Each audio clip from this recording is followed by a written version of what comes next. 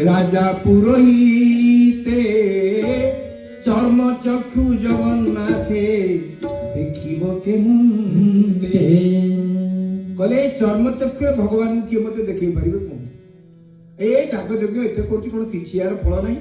ଜଗନ୍ନାଥ ମାନେ ଭଗବାନ ନାରାୟଣ ବିଷ୍ଣୁ ମତେ ଭଗବାନଙ୍କୁ ଠାକୁରଙ୍କୁ କିଏ ଆଖିରେ ଦେଖେଇ ପାରିବୁ ମତେ ଟିକେ ଆଜ୍ଞା ଦୟାକରି କୃପା କରି କୁହନ୍ତୁ। ସମସ୍ତେ ମୁହଁ ତଳକୁ ପୋତିଲେ, ଗୁରୁ ବି ମୁହଁ ତଳକୁ ପୋତି ବସିଲେ, ଯୋଉ ଯାଜ୍ଞିକ ବ୍ରାହ୍ମଣ ମାନେ ଆସିଲେ ମୁହଁ ତଳକୁ ପୋତିକିରି ବସିଲେ। ରାଜାଙ୍କ ମନରେ ବଡ ଦୁଃଖ ହେଲା, କହିଲେ କଣ କେତେ ବଡ ବଡ ପଣ୍ଡିତ, ମୁଁ ତ କ୍ଷତ୍ରିୟ ଲୋକ ନୁହେଁ, ବ୍ରାହ୍ମଣ ଲୋକ, ବିଜ୍ଞ ଲୋକ, ପଣ୍ଡିତ ଲୋକ, ସର୍ବ ବିଦ୍ୟାରେ ସର୍ବ ବେଦରେ ପାରଙ୍ଗମ ଲୋକ, ଇଏ କେହି ମତେ ଠାକୁରଙ୍କ ଦର୍ଶନ କରିପାରିବେନି ଆଖିରେ। ଆମେ ଠାକୁରଙ୍କୁ ଯୋଉ ଦର୍ଶନ କରୁଛେ ସେଟା କି ଦର୍ଶନ? ଅର୍ଚ୍ଚା ଦର୍ଶନ। ଆଉ ବେଳେ ବେଳେ ମନ ଭିତରେ ଆମେ ଭାବୁଛେ ଭାବ ଦର୍ଶନ କରୁଛେ ଭଗବାନ, ଇଏ ବି ଭଗବାନଙ୍କ ଦର୍ଶନ। କିନ୍ତୁ ରାଜା ଜିଦ୍ ଧରିଲେ ଖାଲି ଆଖିରେ କିନ୍ତୁ ଭଗବାନଙ୍କୁ ଦେଖିଲେ। କୁହ ଆଚ୍ଛା, ଯୋଉଠି ଅଛନ୍ତି ମନ୍ଦିର ଆମେ କହିଦେବା ଯାଇକି ଦେଖ ସେଇଠି କହିବେ ତ ଅର୍ଚ୍ଚା ଭଗବାନଙ୍କ ମୂର୍ତ୍ତି, ସାକ୍ଷାତ କୋଉ ମୂର୍ତ୍ତିରେ ଭଗବାନ ଅଛନ୍ତି ଦର୍ଶନ କରିଦିଅ। ସମସ୍ତେ ନିଶ୍ଚୁପ ହେଇ ବସିଲେ, କେହି କିଛି କହିପାରିଲେନି। ଏଇ ଯୋଉ ପରିବ୍ରାଜକ ମାନେ ଆସିଥିଲେ ତାଙ୍କ ଭିତରେ ସ୍କନ୍ଦ ପୁରାଣ କହୁଛି ଜଣେ ଜଟିଳ ସନ୍ନ୍ୟାସୀ ଥିଲେ, ଜଟାଜୁଟ ତାଙ୍କର ଥିଲା। ସେ ସଭାକୁ ଚାହିଁଲେ ଯେତେବେଳେ ସମସ୍ତେ ଚୁପଚାପ ବସିଛନ୍ତି, ଜଟିଳ ସନ୍ନ୍ୟାସୀ ସେଠୁ ଠିଆ ହେଲେ, କହିଲେ ମହାରାଜ ମୁଁ ଯୋଉ କଥା କହିବି ଆପଣ ଯଦି ସେୟା କରିବେ ଚର୍ମ ଚକ୍ଷୁରେ ଭଗବାନଙ୍କୁ ଦେଖିଦେବେ। ଭଗବାନ ସାକ୍ଷାତ ଯୋଉଠି ଅଛନ୍ତି ଅର୍ଚ୍ଚା ବିଗ୍ରହ ଭିତରେ ସାକ୍ଷାତ ଭଗବାନ, ଜୀବନ୍ତ ଭଗବାନ ମୁଁ ଦେଖେଇ ଦେଇପାରିବି ଆପଣଙ୍କୁ। ମୁଁ କହିଦେଲେ ଆପଣ ଗଲେ ଦେଖିବେ। କହିଲେ ଦୟାକରି ମତେ କୁହନ୍ତୁ। ପାଦ ତଳେ ପଡିଗଲେ ରାଜା, କହିଲେ ରାଜା ଉଠ ଉଠ। ଉଟ୍ର ଦେଶେ ଦକ୍ଷିଣ, ବାବାଜୀ କହୁଛନ୍ତି, ପରିବ୍ରାଜକ କହୁଛନ୍ତି, ଜଟିଳ ସନ୍ନ୍ୟାସୀ କହିଲେ ଉଟ୍ର ଦେଶେ ଦକ୍ଷିଣ ସାଗର ତୀରେ ବ୍ୟାପ୍ତ ପୁରୁଷୋତ୍ତମ କ୍ଷେତ୍ର ଯେ ଜଗତେ ବିଖ୍ୟାତ। ଜଗନ୍ନାଥ ଜଗନ୍ନାଥ ଜୟ ଜଗନ୍ନାଥ, ଜଗନ୍ନାଥ ଜଗନ୍ନାଥ ଜୟ ଜଗନ୍ନାଥ। କହିଲେ ସେ ଜାଗାଟା କେମିତି? କହିଲେ ତହିଁ ନୀଳଗିରି ପରେ ଏକ କ୍ରୋଶ ଯାଏ, କଳ୍ପ ବୃକ୍ଷ ଛାୟା ଯେ ରୋହିଣୀ କୁଣ୍ଡ ଶୋଏ।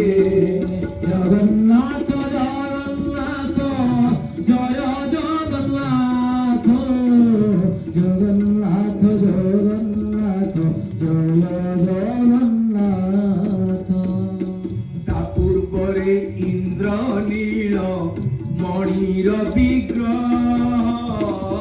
ଅପରୂପ ବାସୁଦେବ ରୂପ କମନୀୟ। ଜଗନ୍ନାଥ ଜଗନ୍ନାଥ ଜୟ ଜଗନ୍ନାଥ, ଜଗନ୍ନାଥ ଜଗନ୍ନାଥ ଜୟ ଜଗନ୍ନାଥ। କହିଲେ ମହାରାଜ ଯଦି ଠାକୁରଙ୍କୁ ଖାଲି ଆଖିରେ ଦେଖିଲେ ଯାଆନ୍ତୁ। ଉଡ୍ର ଦେଶ ଦକ୍ଷିଣ ସାଗର ତୀରେ ବ୍ୟାପ୍ତ, ଦକ୍ଷିଣ ସାଗର କୂଳରେ ଉଡ୍ର ଦେଶ, ଓଡ଼ିଶା ଦେଶ, ଉତ୍କଳ ପ୍ରଦେଶ, ସେଇଠି ଭଗବାନ ବାସୁଦେବ ଅଛନ୍ତି, ସକ୍ରିୟ ରୂପରେ ଅଛନ୍ତି, ମୂର୍ତ୍ତିରେ ସେଠି ନାହାନ୍ତି।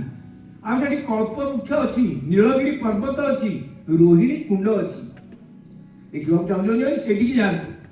ରୋହିଣୀରେ ସ୍ନାନ କରି କରିଲେ ଦର୍ଶନ, ସହସ୍ର ସಮೇତର ମିଳିଥାଏ ପୁଣ୍ୟ।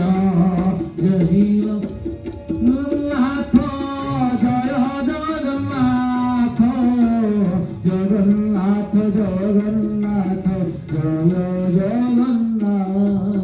ବୋଲେ ନୀଳମାଧବ ଭଗବାନ କି ନୀଳମାଧବ ରୂପରେ ଅଛନ୍ତି। ରୋହିଣୀ କୁଣ୍ଡ ଅଛି, କଳ୍ପବୃକ୍ଷ ଛାୟା ଅଛି। ଆପଣ ରୋହିଣୀରେ ସ୍ନାନ କରି, ବଟ ଛାୟା ତ ପଡିବ ନିଶ୍ଚୟ ରୋହିଣୀ କୁଣ୍ଡକୁ ଗଲେ। ଆଉ ଯଦି ସେଇଠି ନୀଳମାଧବଙ୍କୁ ଦର୍ଶନ କରିବେ, ଏ କଣ 4ଟା 5ଟା ଅଶ୍ୱମେଧ ଯଜ୍ଞ କରୁଛନ୍ତି, ସହସ୍ର ଅଶ୍ୱମେଧ ମିଳିଥାଏ ପୁଣ୍ୟ। 1000 ଅଶ୍ୱମେଧ ଯଜ୍ଞର ପୂର୍ଣ୍ଣ ପୁଣ୍ୟ ଆପଣ ପ୍ରାପ୍ତ ହେବେ, ପାଇଯିବେ। ଏଠି କଣ କରୁଛନ୍ତି 2ଟା 4ଟା ଅଶ୍ୱମେଧ ଯଜ୍ଞ?